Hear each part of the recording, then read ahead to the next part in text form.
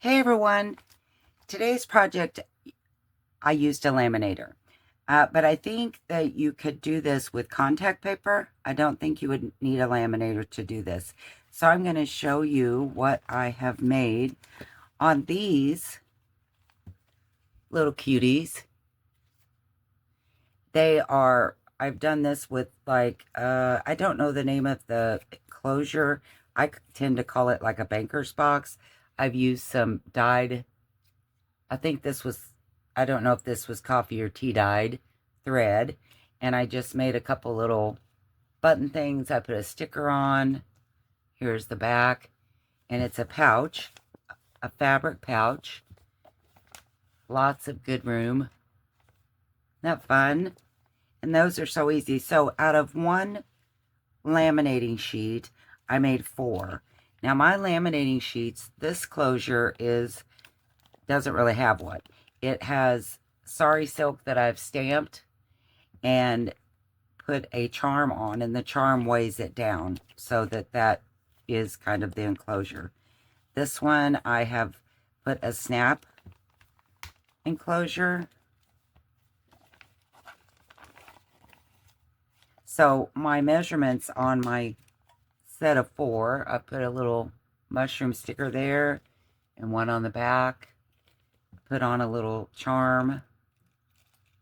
Has a little metal piece, a number, just some odds and ends that I thought looked really cute there.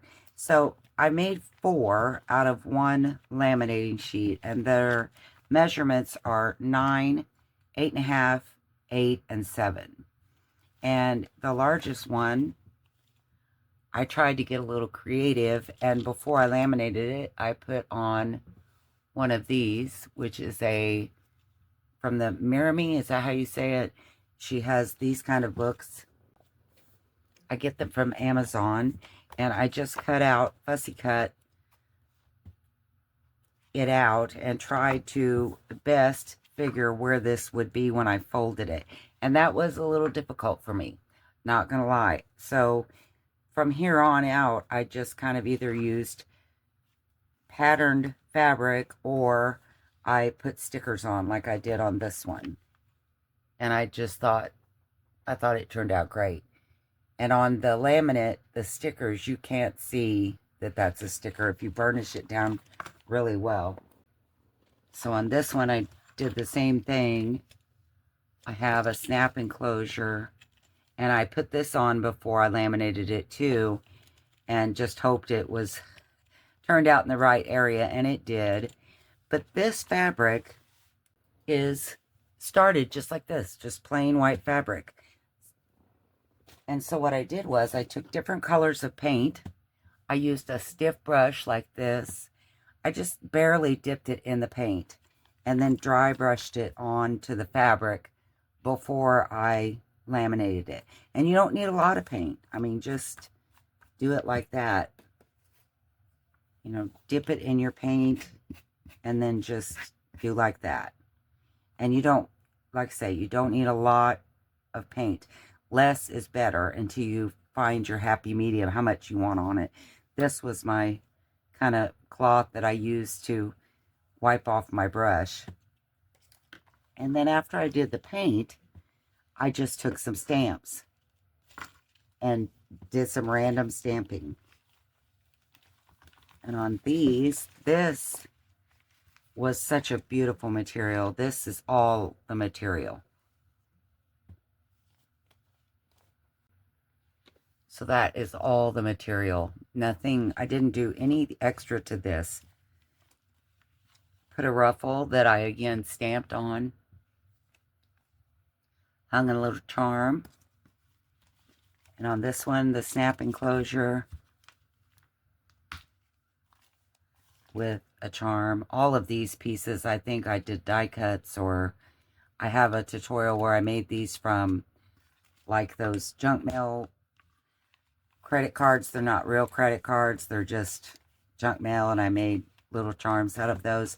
So I thought today I would show you how I did these because they're so much fun, and you don't have to have a laminate as big as me. I'm going to show you the size of the laminate that I used, because I knew I was going to be making pouches. So I looked on Amazon and found the largest laminate pouch I could find, and I'll show you what I got. It came like this. It's really long. They are 11.5 by 17.5. That's how large these laminating pouches are. So I'm going to take one out here. I've got my laminator heating up. I'm going to set that over to the side. But this is in my store, my Amazon storefront, if anybody else would like really large pouches. But again, you could use the normal, I think, what do they normally come, 9 by 11.5? Those will work fine. I just wanted to get as many pouches out of one as I could, one piece. So this is the fabric I've used today. And isn't it beautiful? It's like a like a tie-dye kind of pattern. And so what I did was I took the fabric, I folded it in half. So this is 2 pieces. And I measured 35 inches because, again, our laminate is 11.5 by 17.5. Well, I know that I'm going to double the length because I don't want to laminate both sides. I'm only laminating one side of the fabric. So I need to double this, and that's 35 inches. So when I cut my piece, I cut it just slightly over 35 inches because I like for some of the fabric where I tear it, because I tend to tear it versus cutting it. I like some of that scrappy edge to show, whether it's off the sides or off the top. I just like that a lot. So I tore mine, and like I said, I cut it just a little bit larger than the 17.5 so that some of it would be outside of my pouch. And you don't have to do that. You can make it the exact size of your pouch. So this is the same fabric. Again, this is a piece that I've already torn, and I folded it in half like this, and I stamped it. And I did that with it folded because it was just easier for me to move around on my table. The space that I have, a 17.5 inch long, was easier than 35. So I folded it. I did some random stamping on both sides. And now I'm ready to laminate it. And, you know, this fabric's so pretty. You wouldn't have had to do the stamping. I just, you know me, I'm kind of grungy in the way that I journal and make things. So I liked the little extra look of the stamp. I think you could, wouldn't it be cool to stencil some things? And I mean, if you wanted to do stenciling instead of stamping.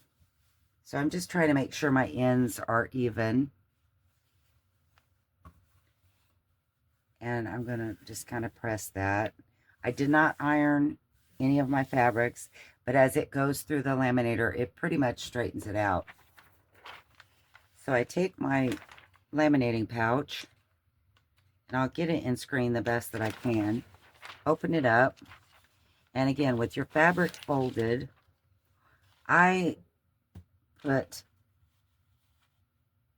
sometimes I put this folded piece at the bottom so that I would have the jagged edge at the top. It doesn't matter, however you want to do it. This edge is really pretty straight, so it's really not going to matter. But I'm going to put my cut edge as close up in there as I can. And this material was a little wide, so I'm probably going to cut off some of the excess edge before I run it through the laminator. I don't know, I may not, because I think it will fit.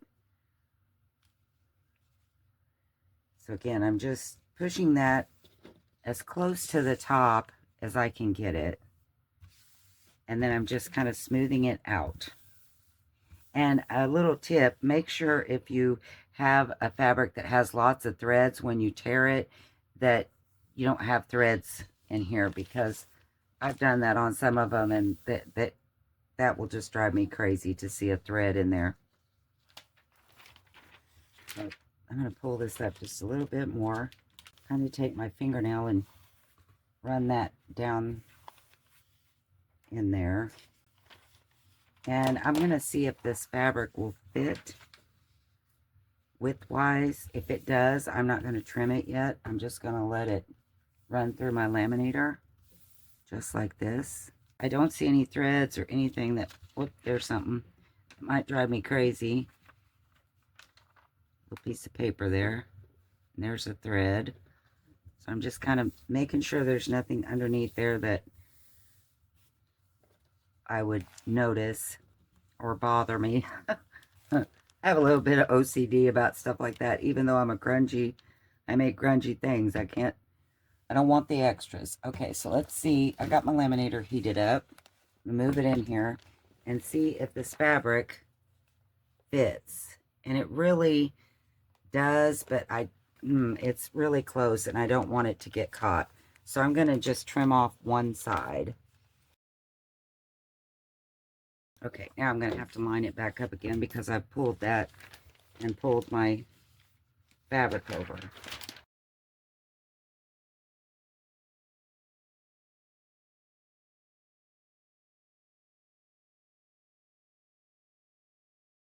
Okay, so I've made sure there's no threads in here or anything foreign, and I'm going to run this through my laminator. Even though I do have some fabric showing on each side, that's okay. It's not going to hurt a thing.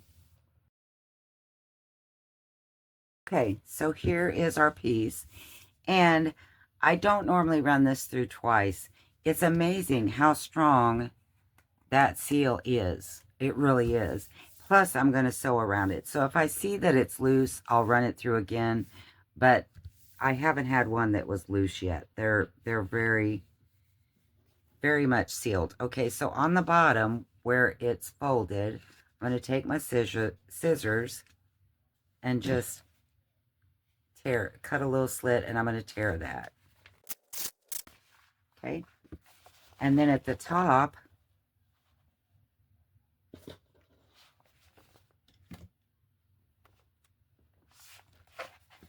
it will tear if you've got it up there close enough, but if you don't, you'll probably have to cut across it. But I had it high enough that I could tear it. So here's our two pieces. Here's our laminated fabric. Isn't that fun? So on this, after, or well, maybe before, I'm going to trim just a little bit of this off. That's a little bit too much hanging out for me. But I'm going to try to keep it away from my seal. And I'm going to hold the laminate so that it doesn't try to pull away. And see it stays attached, and it just looks really pretty. So here is our fabric. We'll use one side of it, and how I folded it was from the long side, the vertical side, and I folded it up roughly 4 inches.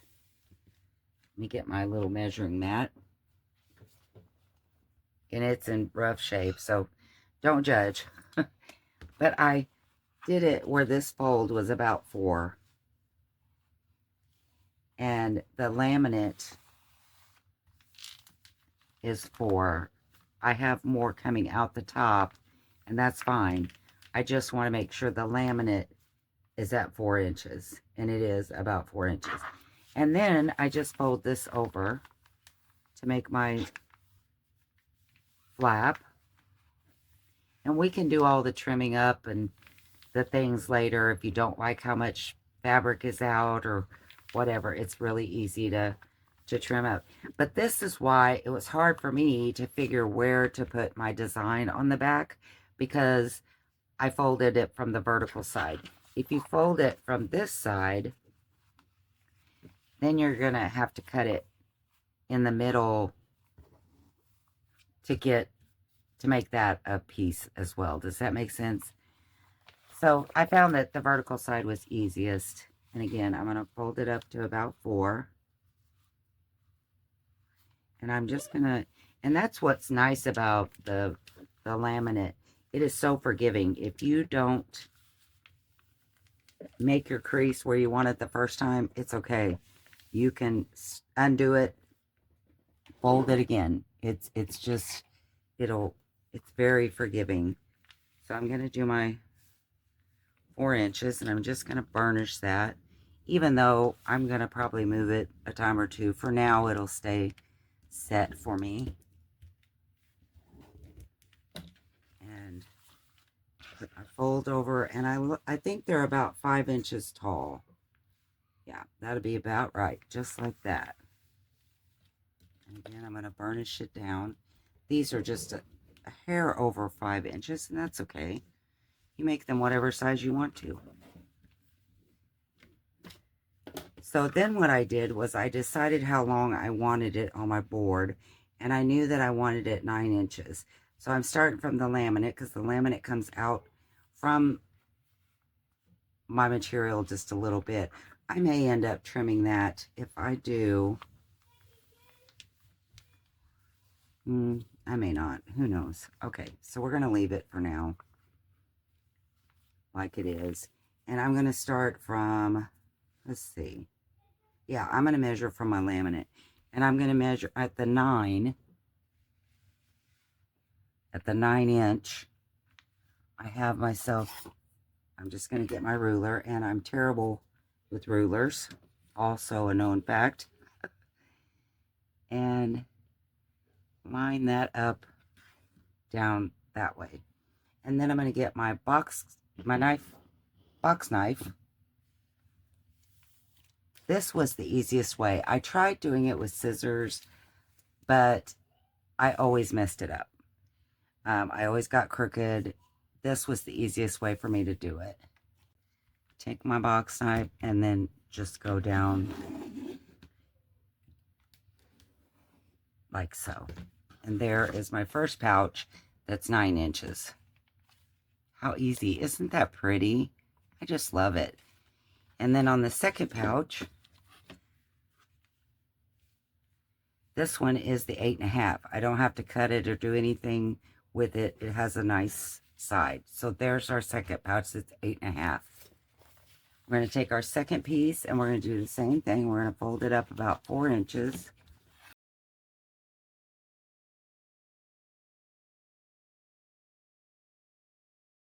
And then for my second one, I have a 9 at 8.5. And I'm going to do this one at 8.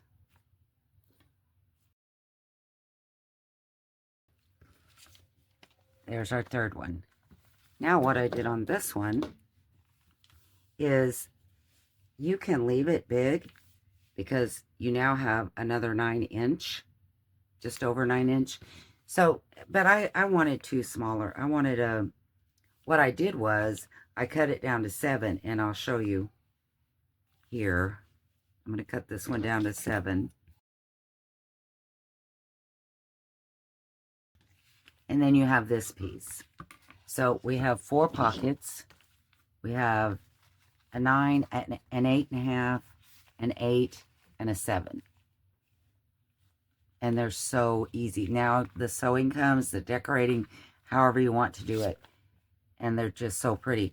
And then you have this piece that you could do a small one and trim off this a little bit, make it like if you wanted to put a tag in it, or you know, some kind of small something. I would cut this off. So this is how wide it would be, which is about 2.5 inches. Or you could you know, do something like this. You could fold this over. You could make it a pocket, you know, sew around it, make it a pocket in your journal.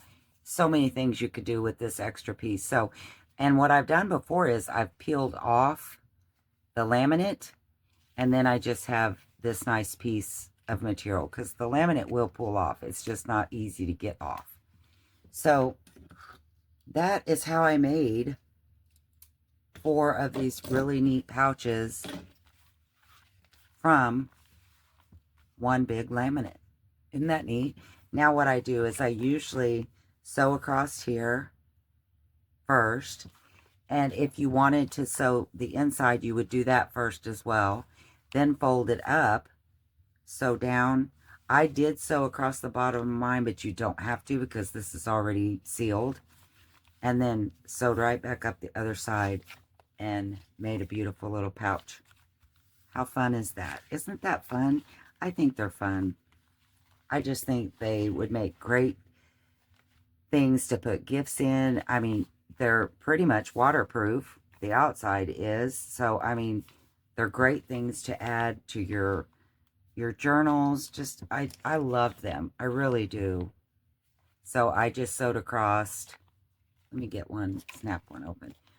Sewed across.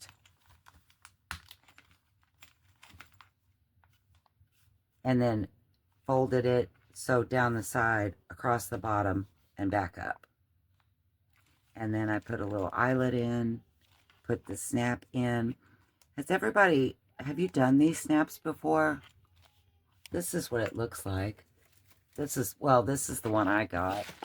It's called Linda. And it is in my Amazon storefront, I'm sure. But it's a neat little gadget. If anyone has not seen that before, I really like them. Now, I will say, laminates come in a different weight. And they come in 3mm, 5mm are the most common. There's also a 10mm that most laminating machines, unless it's a special one, doesn't take the 10. It will, you can put it through, but it won't seal. Let me see what these are. Okay, I said the most common is 3 and 5, and these are 4.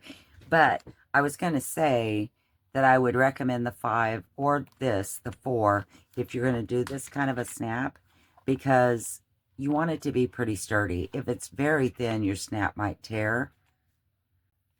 Also, when you're putting the snap on, don't get it crazy close to the edge, because you want it to, you know, have something, you want it to be really sturdy. You want it to hang on. Does that make sense? I hope so. So, I hope that this tutorial helped, even though I didn't end up sewing these. I mean, I think everybody knows how to sew, or if you sew, to sew them shut. So I just didn't feel, I mean, the decorating part is of your own. But look how nice they lay. I mean, as far as putting a closure on them, I guess you really don't have to. You could burnish them down and they'll pretty much stay. I mean, you have a little bit, but it pretty much hangs over. And like I say, on the ones that I put the sari silk ruffle on, it made it lay down. I mean, it was heavy enough that it just lays down like it's closed. Sari silk is great, but it has lots of threads. So then to help it stay closed, I just added a charm. Just put a little bulb pin on the ruffle to hold it down. I think these are lots of fun, and they could be used for so many things. I mean, your ephemera storage, your, you know, sending happy mail. They're so lightweight, so much fun. It's a great way to use fabric that maybe is, like I said, this was plain white, so you can stamp it, paint it, do all the things to it, and make it into whatever your style might be. Isn't that pretty? I love them. Okay, and also just thank you for watching this. I hope, like I said, I hope this helped. And if there's anything that I wasn't clear about, or if you do want to see how to do some snap closures, maybe we can do another tutorial for that, because there are some tips that I like to do. And I normally don't put the snap enclosure on until after I sew. I sew everything first, then I put the snap enclosure on. I take my ruler. I measure, this is a 9, so at 4.5, I used my little pokey tool, poke the top before, and I'm going to cut this side. I'm not liking how this looks, so we'll have to remeasure. Oh, another good thing that you could do is, you know, those metal snaps, those metal snaps, they would be good to put on this. Just sew them on, a couple stitches through your plastic piece. It would be easy to do, I think. I'm just going to cut off this side. Okay, there's something that we learned. Don't try to cut with your flap the wrong way. How dumb was that? Okay, that's okay. We can fix this.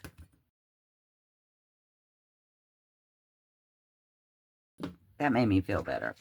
Now we're more square. I took a little bit off, so it's probably not quite 9.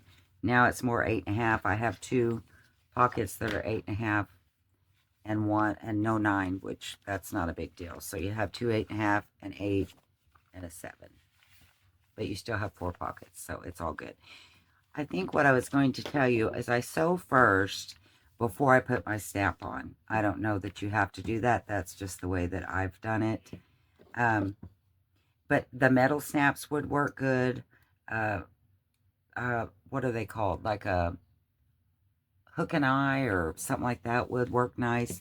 I like the button closure, like a banker's enclosure is what I call it. I hope you like these. I hope it gave you some ideas and a fun way to use up maybe some fabric that you have, and maybe some fabric that you're not crazy about the pattern, but you could paint it or stamp it and making something beautiful like this. Also, as a side note, I want to invite you on Wednesday, 11 Central. I will be doing a pop-up sale for French goodies, very old French goodies. Most of them, as I was going through them today, look like they were from the mid-1800s. I do have some things that are earlier than that. I have some things that are a little bit later than that, but all are beautiful. So if you can come watch my pop-up sale, it will be Wednesday, this Wednesday, the 20th at 11 Central.